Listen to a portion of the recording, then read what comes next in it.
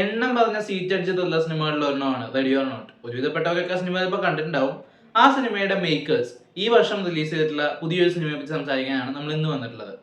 ഒരു പെൺകുട്ടിയെ കുറച്ച് ആളുകളൊക്കെ ചേർന്ന് തട്ടിക്കൊണ്ടു പോവുകയാണ്. ഒരു ചെറിയ കുട്ടിയെ ഒരു വീട്ടിനകത്ത് ഈ കുട്ടിയെ പൂട്ടിയിട്ട് പരസ്പരം അറിയാത്ത ഈ ആളുകളൊക്കെ അവിടെ വെച്ച് സംസാരിച്ചു തുടങ്ങുന്നിടത്താണ് കഥ മെയിൻലി ആരംഭിക്കുന്നത്.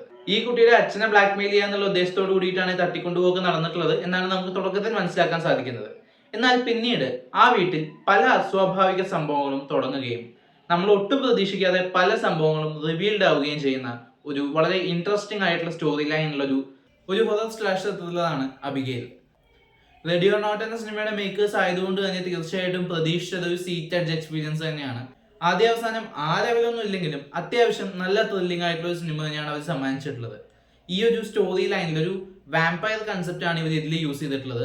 അത് വളരെ ബ്രില്യൻ്റ് ആയിട്ട് അവർ കുറേ സ്ഥലങ്ങളിലൊക്കെ കൊണ്ടുപോയിട്ടുണ്ട്. ക്ലൈമാക്സിനോട് അടുത്തൊരു അരമണിക്കൂറൊക്കെ ഭയങ്കര കോംപ്ലക്സ് ആയി പോയി എന്നുള്ളത് ഒഴിച്ചു നിർത്തി കഴിഞ്ഞാൽ സ്ക്രിപ്റ്റ് വൈസ് ഇതൊരു വളരെ ഇൻട്രസ്റ്റിംഗ് ആയിട്ടുള്ള സിനിമയാണ്. ഇതിന്റെ മറ്റു വിഭാഗങ്ങളിലേക്ക് പോയാൽ ഇതിന്റെ ഒരു വലിയ വീട്ടിലാണ് ഏകദേശം പൂർണ്ണമായിട്ട് ഈ കഥ നടക്കുന്നത്. ആ വീടിന്റെ ഒരു സെറ്റിങ്ങും കാര്യങ്ങളും അതിനകത്ത് അവർ യൂസ് ചെയ്തിട്ടുള്ള ഒബ്ജക്ട്സും കാര്യങ്ങളൊക്കെ വളരെ ഇൻട്രസ്റ്റിംഗ് ആയിരുന്നു.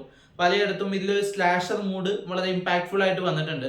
ക്ലൈമാക്സിനോട് അടുക്കുമ്പോൾ കുറച്ചധികം കാര്യങ്ങൾ നമുക്ക് കണക്ട് ആവാത്ത രീതിയിൽ കുറച്ച് കാര്യങ്ങളൊക്കെ വരുന്നുണ്ട്. പേഴ്സണലി എനിക്ക് അത്രയ്ക്ക് വർക്ക്ഔട്ട് ആയില്ല.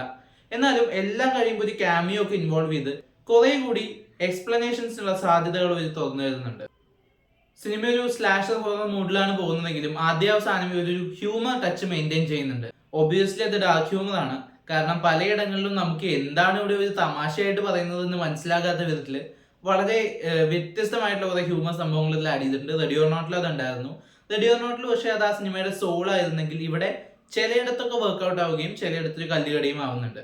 എന്തായാലും രണ്ടാം പകുതിയിലേക്കൊക്കെ വരുമ്പോൾ പ്രത്യേകിച്ച് അവസാനത്തെ അരമണിക്കൂറിന് മുമ്പ് വരുന്നൊരു ട്വിസ്റ്റ് ഒക്കെ ഭയങ്കര അടിപൊളിയായിരുന്നു.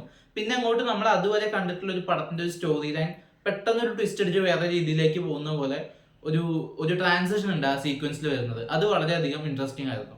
എന്തായാലും ആസ് എ ഹോൾ ഈ സിനിമ എനിക്ക് വേർത്ത് വാച്ച് ആയിട്ടാണ് തോന്നിയത്. ഒരു ഹൊറർ സ്ലാഷർ കാണാൻ ഇഷ്ടമുള്ളവർക്ക് തീർച്ചയായിട്ടും കണ്ടു നോക്കാവുന്ന ഒരു നല്ല സിനിമയാണ്. എന്നാൽ ready or not level expect ചെയ്യേണ്ട അത്രയ്ക്ക് എനിക്ക് ഫീൽ ചെയ്തില്ല. നിങ്ങൾക്ക് എങ്ങനെയാണെന്ന് നിങ്ങൾ പറയാം. എന്തായാലും കണ്ടു നോക്കുക. കണ്ടവരാണെങ്കിൽ സിനിമയെ കുറിച്ചുള്ള അഭിപ്രായങ്ങൾ കമന്റ് ബോക്സ് വഴി രേഖപ്പെടുത്തുമെന്ന് വിശ്വസിക്കുന്നു. നമുക്കിനി മറ്റൊരു വീഡിയോയുടെ വീണ്ടും കാണാം. ബൈ.